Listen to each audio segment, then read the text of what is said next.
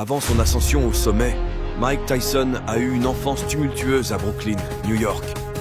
Dès son jeune âge, il a trouvé une échappatoire dans la boxe, sous la direction cruciale et le mentorat de Cus D'Amato. D'Amato n'était pas seulement son entraîneur, mais aussi une figure paternelle qui croyait fermement au potentiel sans précédent de Tyson. Ce combat de Mike Tyson a choqué le monde entier. Dans les années 1980, un jeune prodige de la boxe a émergé sur la scène mondiale avec une férocité et des compétences techniques qui ont laissé tout le monde stupéfait. De son ascension météorique à l'affrontement de défis monumentaux, chaque étape du parcours de Tyson sur et hors du ring a été suivie de près par des millions de personnes. Rejoignez-nous alors que nous explorons comment un combat particulier a non seulement défini son héritage en tant que champion indiscutable, mais a également résonné durablement dans la culture populaire.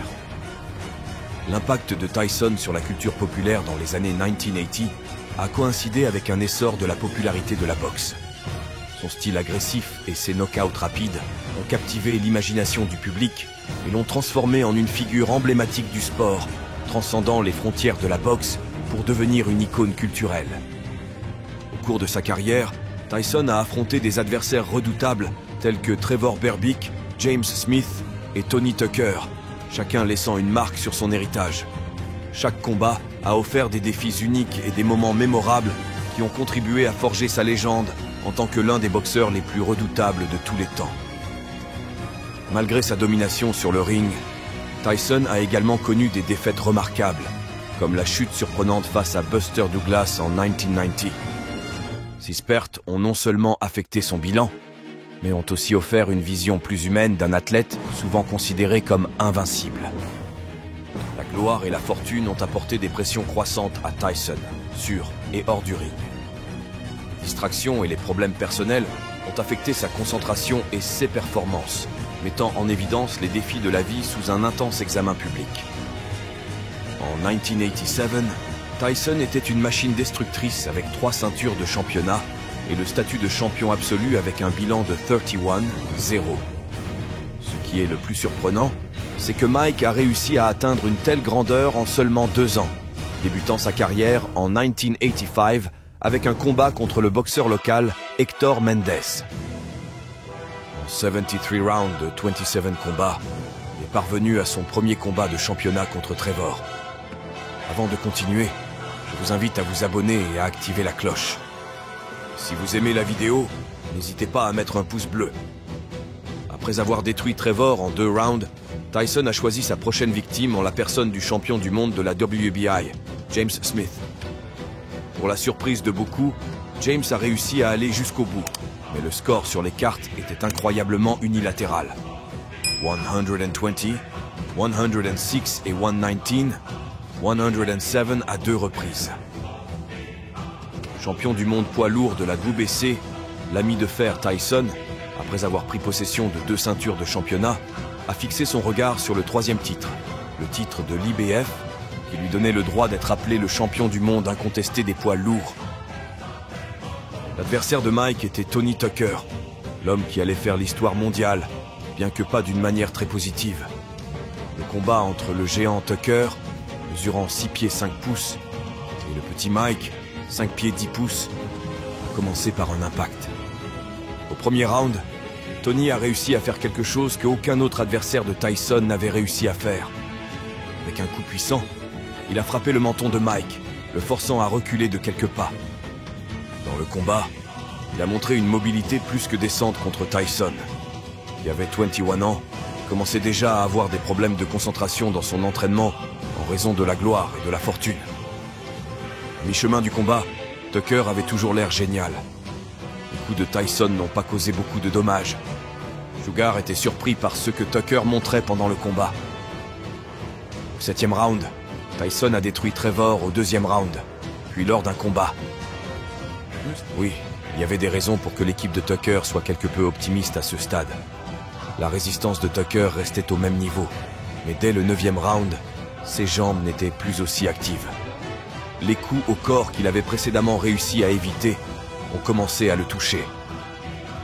Tyson continuait d'avancer, et bien que Tucker ne pouvait pas suivre le rythme, il conservait assez de force pour aller jusqu'au bout et entendre la dernière cloche.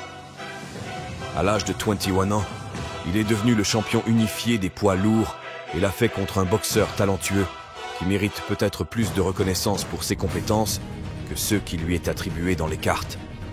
Les juges ont marqué 119, 111, 117, 112 et 118, 113. Le vainqueur par décision unanime est champion indiscutable des poids lourds du monde, le puissant et féroce Iron Mike Tyson.